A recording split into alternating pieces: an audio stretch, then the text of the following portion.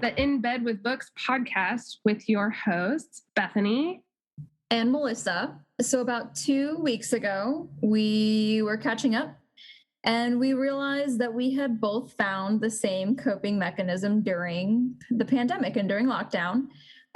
So we have started this podcast in hopes of spreading our love of books.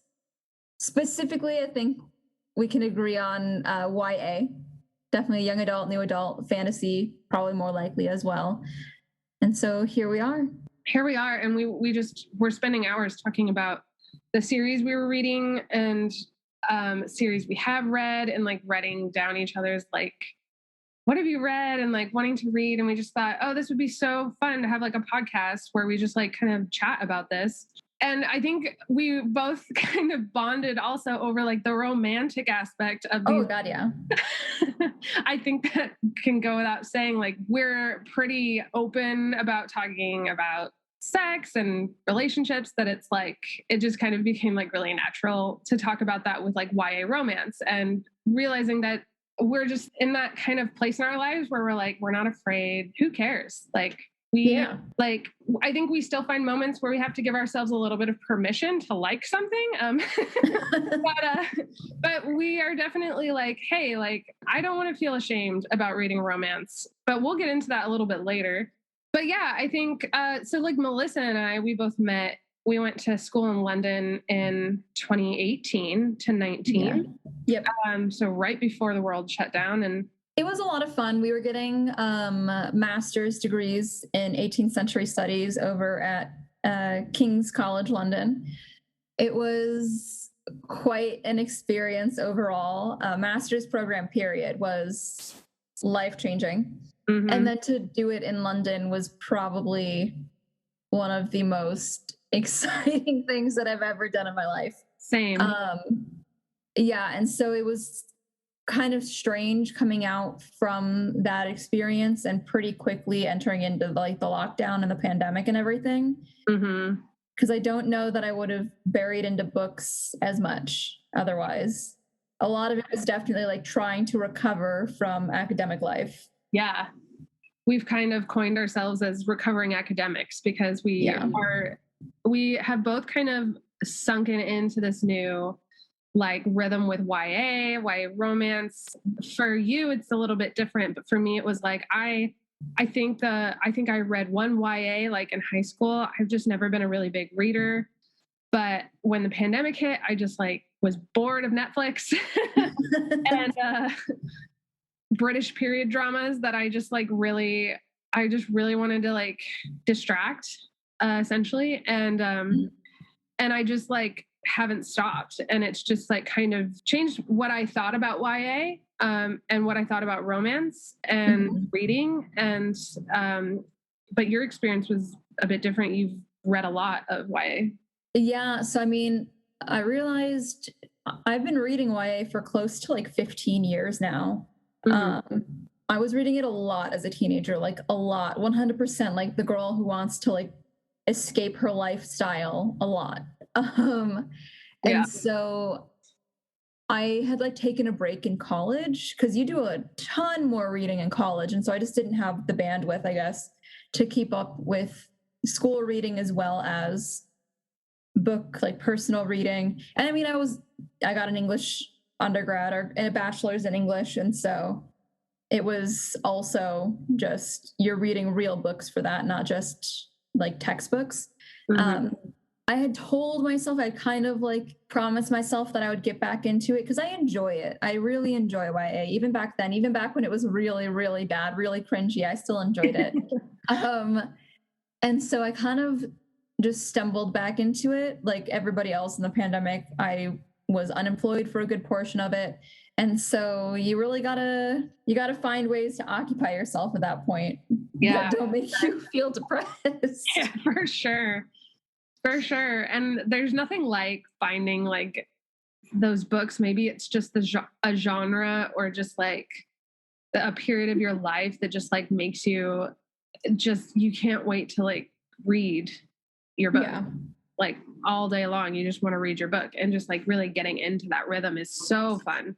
But yeah, so I mean, it really started getting to that point this last summer, and it has not stopped. So, and I don't think it will stop. As long as they keep making YA, it's not going to stop. Yeah. And I feel like too, and so I don't have a lot of experience with the YA industry, but you were telling me like, it's just like so much better now. It is. It's eons better than it used to be. Even like authors, the same authors that I'm reading now that I used to read back then, their writing's even improved. Like the overall stories, the writing itself, I feel like has come so far. I'm not ashamed to say that I love YA anymore. I didn't honestly last summer when I started reading it, I was like, I Googled it because I didn't know what YA was. Like, yeah, I knew it was young adult, but I was like, what does that entail? Like, because I think generally, like, I've always been really into historical fiction.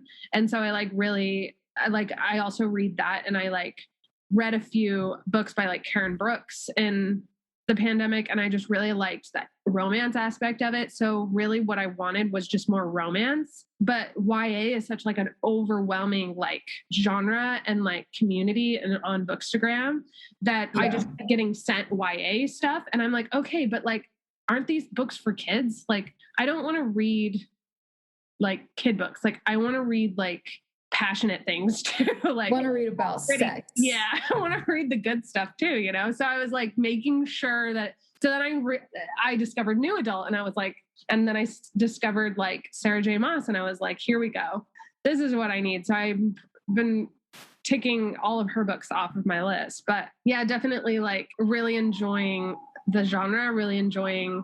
I feel like I'm kind of being I'm like reliving my teenage years, like retroactively, like, like I just feel like juvenile learning these like little lessons in a book, but I'm like, it's all right. Like, I guess I'm just kind of like, I'm allowing myself not to be ashamed of it and just be like, yeah, 100%. Exactly. And I just find there's something special about a book that's like so frank about its lesson, you know?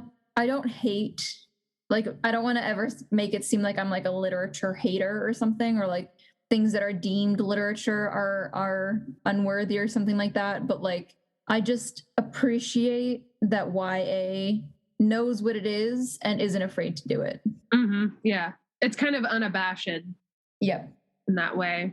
I feel like too, like romance kind of falls into that category as well of just being, it's always been kind of deemed a bit of an illegitimate genre. Like, it's not real literature. It doesn't have like a good plot. It doesn't have good characters. It's so formulaic. Yeah, it's so formulaic. Like, I had a friend like who was a really big reader, a bigger reader than I, and I was just reading out the Outlander series.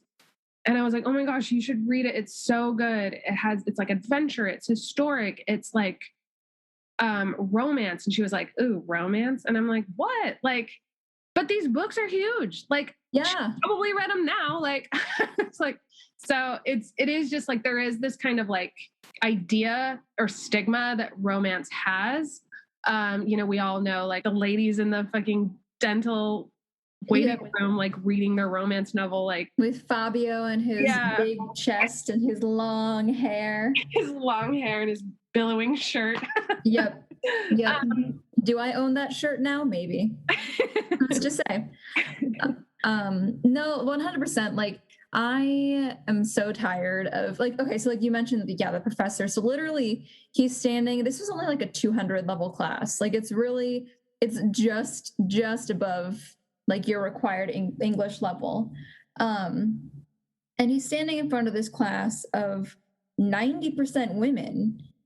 And he's asking us our favorite genres. And so we're all like listing off stuff that's YA because like that's stuff that we'd all read.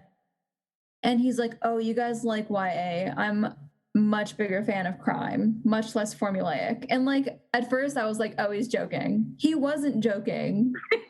I'm like, how do you say that with a serious face? How do you look me in the eye and you say shit like that? You say detective novels aren't formulaic. Yeah, or that somehow they're like less formulaic than romance. Yeah. And so at that point, I vowed to never hate YA. out of spite more than anything. But I stand by that decision. Yeah, absolutely. It got you where you are today. I was even talking to Milo, my husband, just like, is this like, am I just getting older?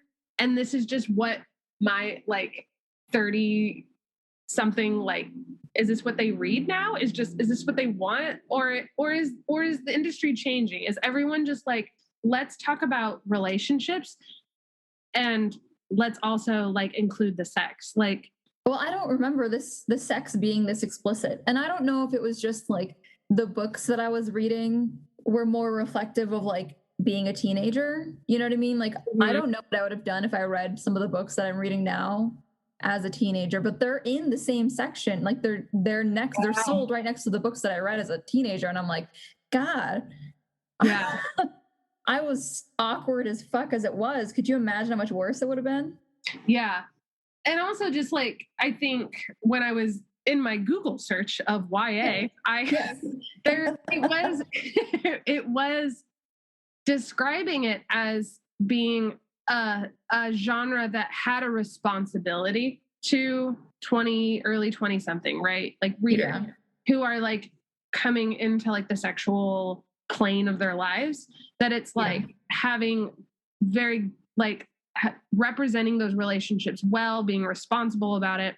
The book I'm reading now is like addressing consent pretty openly. Literally, this is consent. Like it was just like very like it was spelled that was not present 10 15 years ago. It was very much like the brooding man who's going to kiss you instead of talk through your problems. And I like that that's not normal anymore. Or that like if it is, it's very much like, or not like I guess normal, but like if it is in the book, it's very much discussed.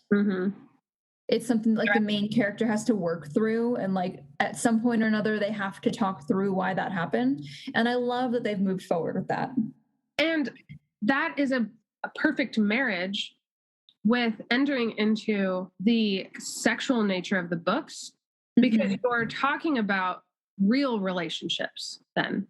Like because real relationships aren't like, oh, like he likes me and I like him. And now we're going to get now we're actually having tense moments where we don't agree. We're having disagreements, but we still love each other and we're trying to like work things out like delicately. There's something more human about the characters. Yeah. So a lot of the smack that like romance gets is it's not real. Like it's not represented real. And it's like, do you know what I'm talking about? Like it's not like it's that's not representative real of sex is like. And it's like, well, we don't want to read what sex is. You know what I mean? I think, but I realize like how depressing of a book it would be if I had to read about the first time I had sex. It'd be terrible. Absolutely nobody. You'd read that scene and just close the book and burn it. Yeah. You'd be like, what is this smut?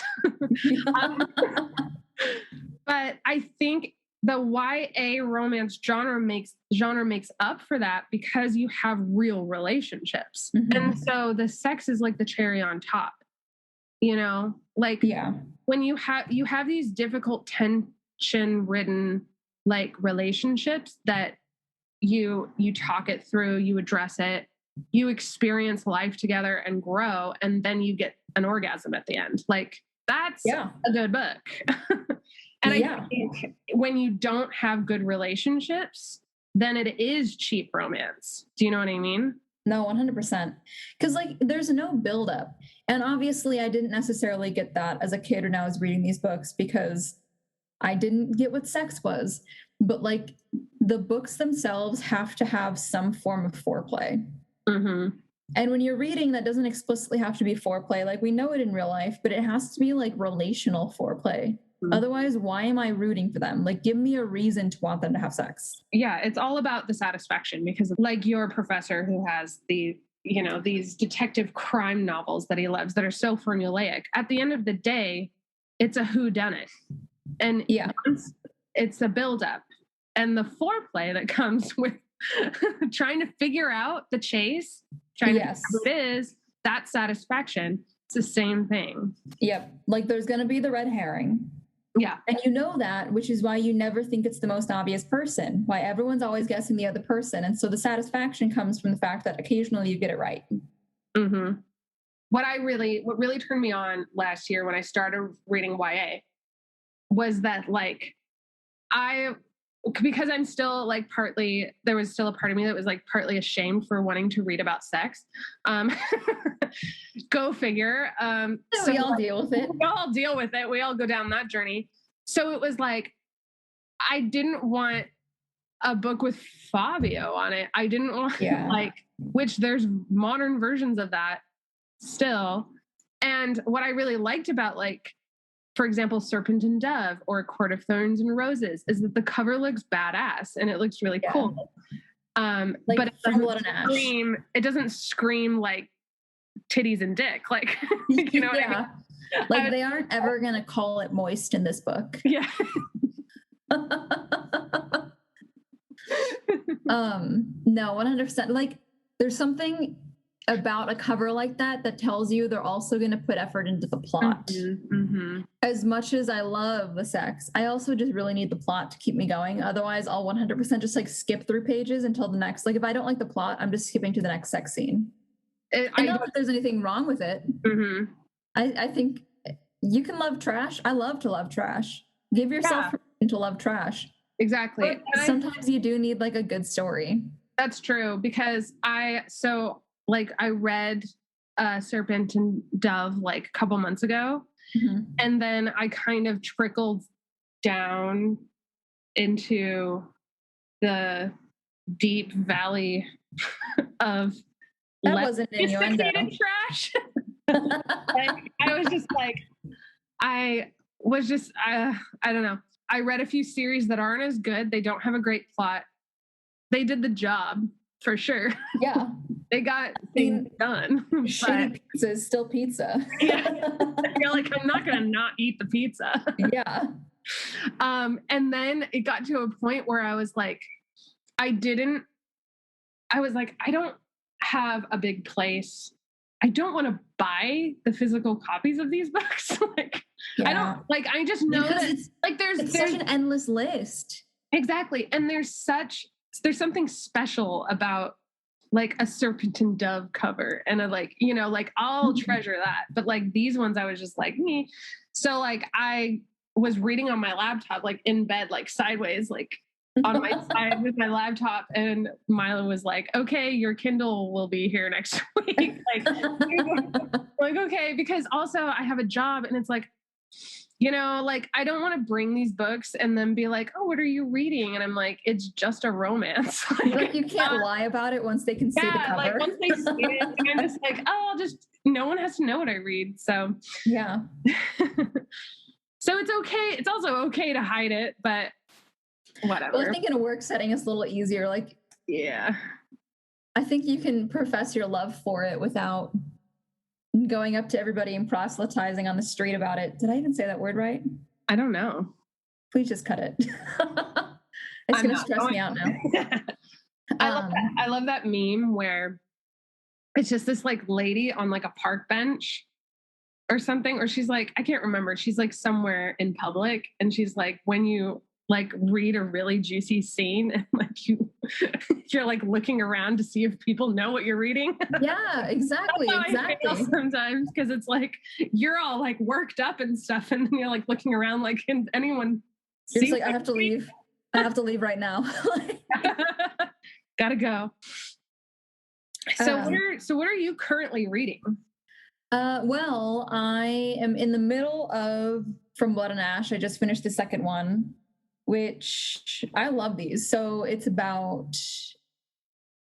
high fantasy pretty much. And it's about this girl named Poppy who's been raised as the quote unquote, the maiden, which is this like religious figure that she was supposedly born as. It's not something that she chose.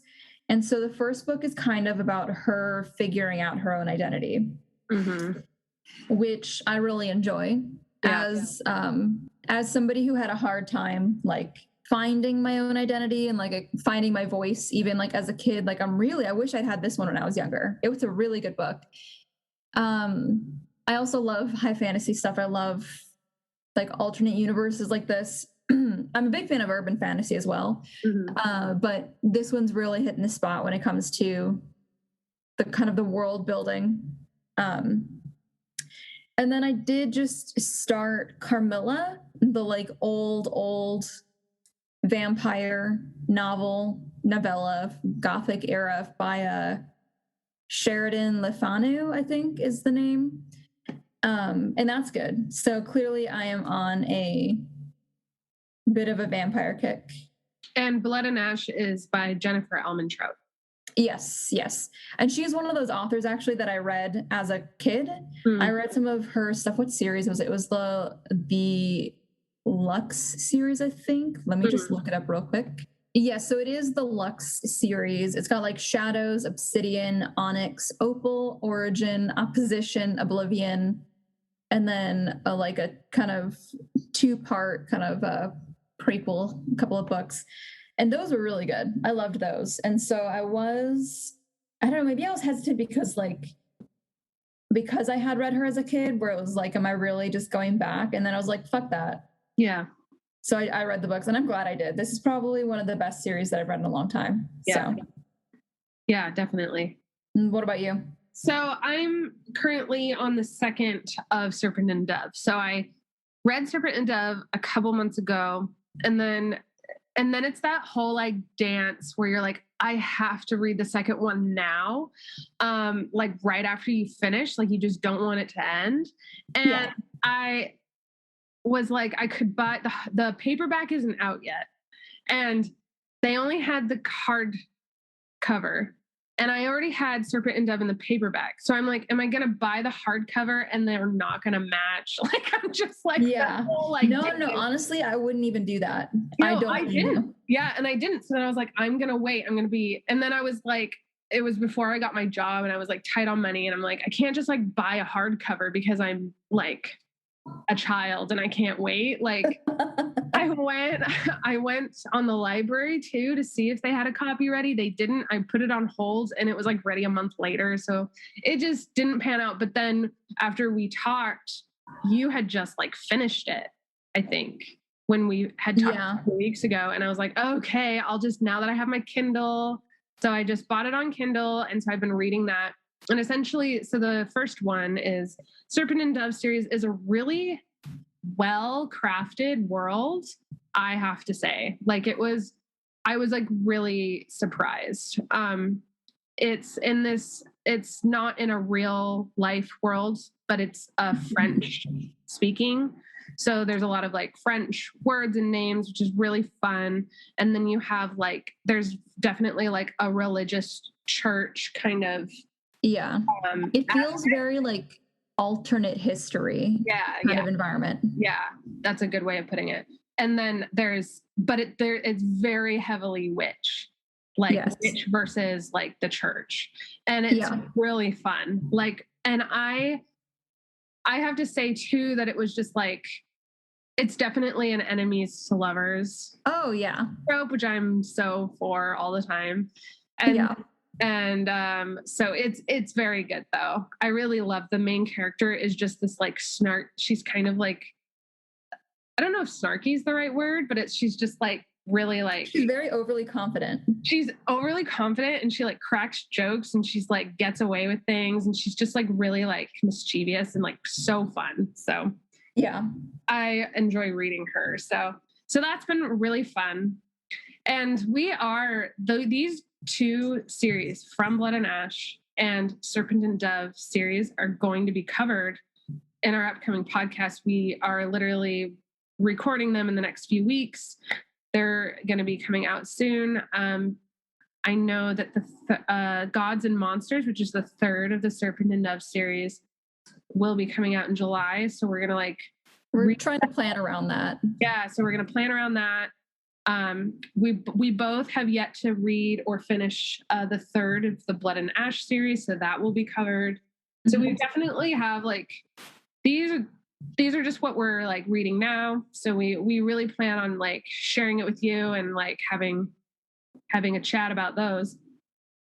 But I think like, so what are your like favorite YA of all time. So part of the problem with this is that a majority of the YA that I read was 10, 15 years ago. Yeah. So some of the ones that I've pulled off the top of my head, like if I remember them now, obviously they left a mark. So I'm going to stick with these. First of all, and I am defining this as young adult, but the Percy Jackson series. So those ones are definitely like the younger end. And there's 15 books total. It's like 3 different series in the same universe with 5 books each. So we've got the original 5, which was just like the Percy Jackson series. Those ones really like full on made me a reader. Not that I didn't read before, but reading those ones like veered my life in a new direction. And then the other 2 series, there was Heroes of Olympus and the Trials of Apollo. And I read those ones sporadically throughout college because they're like such a younger level of reading that it was nice to be able to just like finish a really high level of classic literature and then jump over to this like child's book basically. And the plots are good. I enjoy the effort that Rick Riordan puts into this stuff. And obviously there's cute little love. There's like kids and teen love. And it's nice to watch these like real stories. Yeah. And then a borderline nasty one that I enjoyed was Blue Bloods. So clearly I have a favorite when it comes to vampires. So this one was, it's by, Melissa de la Cruz. And it's basically that like vampires are reincarnated to like blue bloods of New York. And so like high society families in New York City are actually just like reincarnated vampires, souls of vampires. And that one was several books. That was, I think, actually, I didn't even want to guess. But yeah, it was several books long. And that was one of the first ones where like I brought the book home and I had it finished before dinner time kind of situations. Wow. I just remember it was real good. It was kind of like Gossip Girl style sometimes, but like you need, like I said, don't be afraid to love the trash. It's our mom.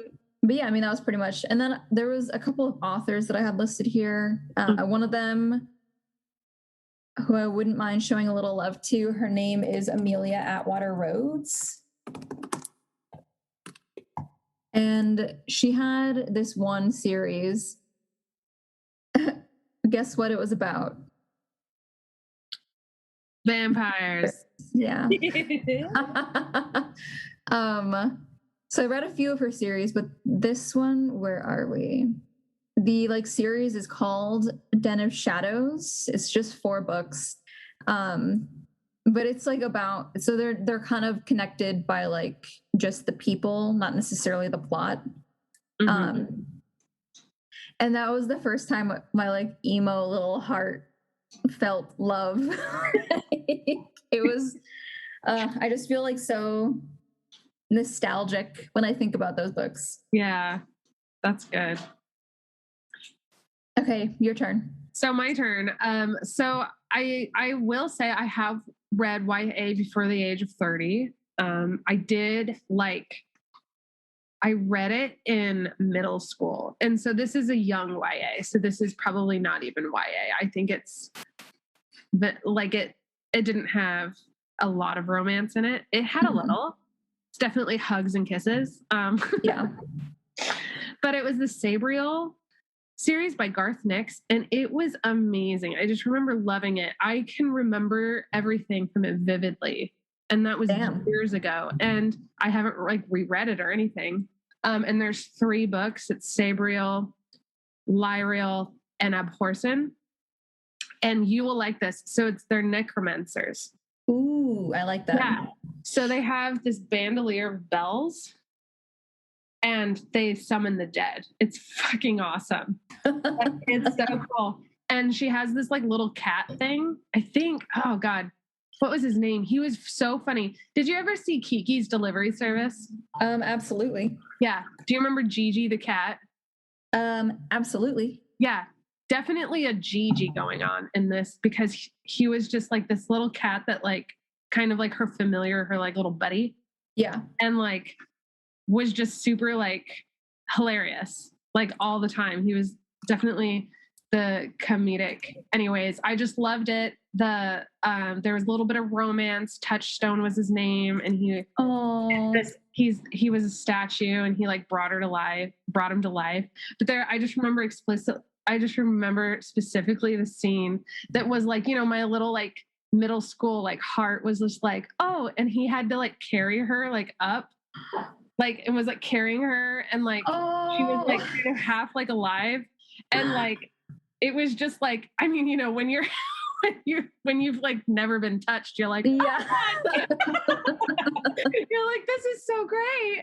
Yeah. So I really loved that series. Definitely want to read it again. But I think my all-time favorite, and I think it's a favorite of like a lot of people, it's really popular right now, is the A Court of Thorns and Roses series. I think it just kind of changed my life a bit. Like I was just like, oh, this is what books can be. Like, this is it. Like, this is what it can be. And I think, I don't want to give too much away, but it's probably something you've already heard because I know you haven't read them, but yeah. Sarah J. Maas does a really good job of not giving you, I don't want to say it actually, because I don't want to give it away. We'll talk about it when it comes. But she has put romance on another level. And I'm telling you, I don't think there's any words to be said. And I think I speak for everyone who's read them when I say that she is the new queen of romance, for sure. Damn. But I won't go into what they're about. I think y'all know probably at this point, if you're on this podcast, it's just essentially a world of fairies. But it's very porn. Feyre is like the main character, and she lives in the human realm, which is below. And there's the fairy realm, and there's a wall that separates them. And she's very poor, and she has to hunt for her sisters and her father because they've fallen on hard times. And so she goes hunting, and she kills a wolf. But there's like mysterious things about the other side of the wall that the fairies like. Well, I don't know. I can't really remember. It was a while ago, but a year ago. I read it so fast. Anyways, and then when she kills one of the wolves, which was like a fairy, because it was like, what are they called? Shapeshifters or whatever.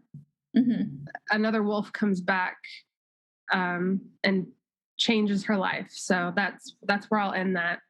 Okay. But it follows Feyre, and then the last book that just came out in February, which is A Court of Silver Flames, is about her sister. And that one is like, I just think that like her writing just got better. You know, it does. It gets better with every book. And you'll see that a lot with like the super long series. Like, I mean, we both read Harry Potter. Like, you can see it by the end of Harry Potter. It's like how much she's improved. For sure. And like definitely like A Court of Silver Flames. Like I haven't really heard a lot of bad things about it. It kind of changed. Like I read it twice in like a span of 2 months, which is big for me. I don't really reread a lot of things. So I was just like, I just need to read it again. This doesn't give too much away, but there's this, it's definitely like she goes through like a huge transformation and like becomes like a better person, which is like really helpful, I think, after a pandemic. Like, I think we all need like something to like lift us up. And there's this, she challenges herself to go down these steps. There's like 2,000 steps to get out of the house or out of this house. And she challenges herself to like do it. And it's like crazy. And so I'm doing steps. I'm like, like I go down to my park and I'm like, I'm Nesta. And I'm just like, fucking doing it. Just like, I just felt like so many things in that book. There's such good like friendships in that book that I was just like, I need friends. Like I want friends like that. There's really good sex in that book. I mean, the best. And then there's also just like this huge transformation she has from going from like trying, essentially killing herself with substances and stuff to like having like a purpose. And I think it was just like thumbs up.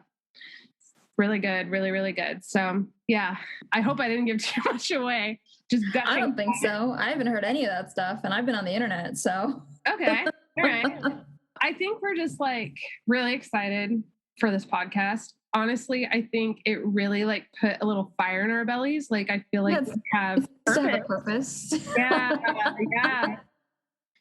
Exactly. Like I think something in the planets were just like, hey, let's do this. Because we were just like, we came up with the idea and then it was just like.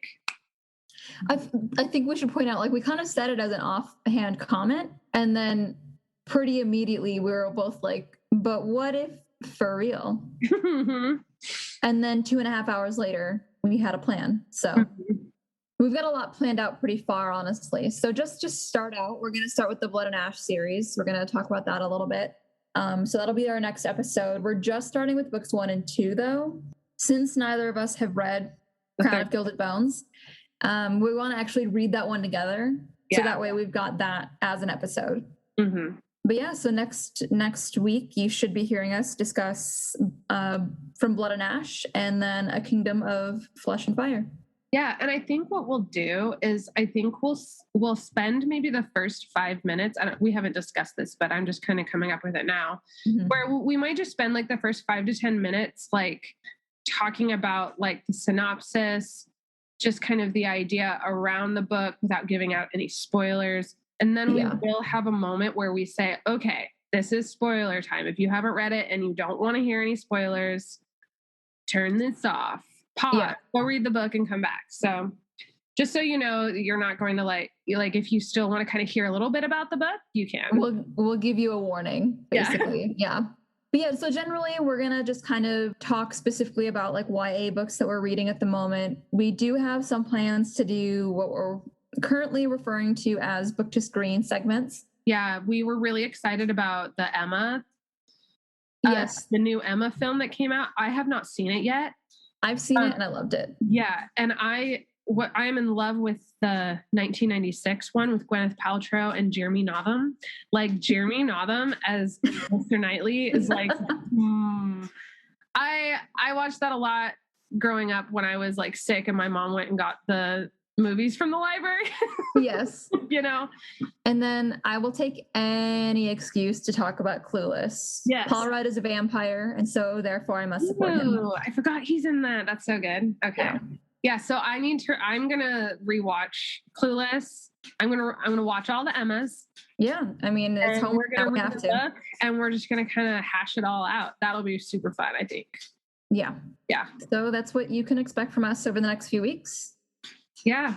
But you can follow us on our Instagram. We're at inbedwithbooks _1_ at the end. And you can see what we're doing there, kind of keep track of the podcast, what's coming up, what you expect. You can also we'll be posting like polls and different things on there of like what you guys want to hear from us. But also you can see like what, if you want to read along with us, if you want to kind of be prepared. And like, honestly, just like reach out. If we haven't put a like, what do you want out in a while, just DM us, honestly. We're here to have fun with you guys. So yeah. I think we'll end it there and we will see you next week. So all right. See ya. Happy reading.